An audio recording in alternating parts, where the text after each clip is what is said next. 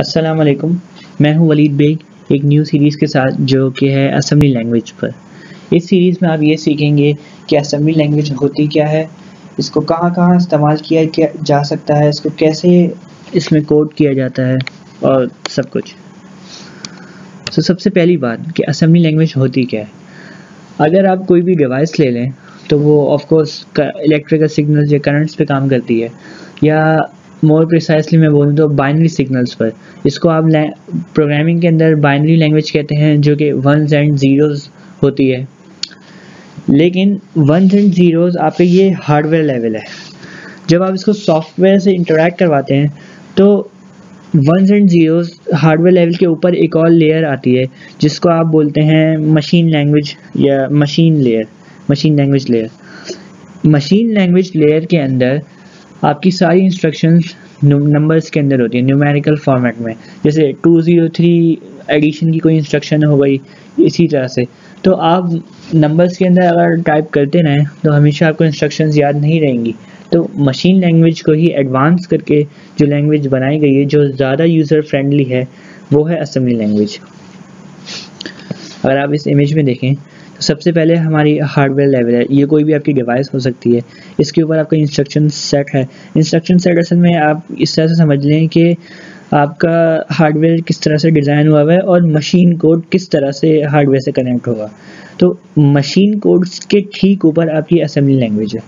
यहाँ पे आप जो भी कोड लिखेंगे या असेंबली लैंग्वेज में जो भी कोड होगा वो मशीन कोड में कन्वर्ट होगा और फिर वो हार्डवेयर में एग्जीक्यूट हो सकता है।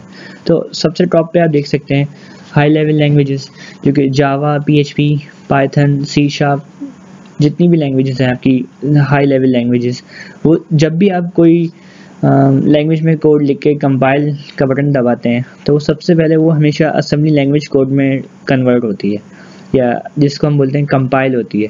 और फिर असेंबली लैंग्वेज से वो असेंबल होकर मशीन कोड में कन्वर्ट होती है और फिर वो एग्जीक्यूट होती है।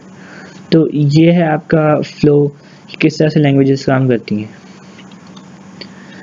इस लैंग्वेज को सीखने के क्या क्या फ़ायदे हैं, या इसको क्यों सीखा जाए। सबसे पहली बात कि एक तो ये हमारे कोर्स की रिक्वायरमेंट है या हमारी डिग्री की रिक्वायरमेंट है।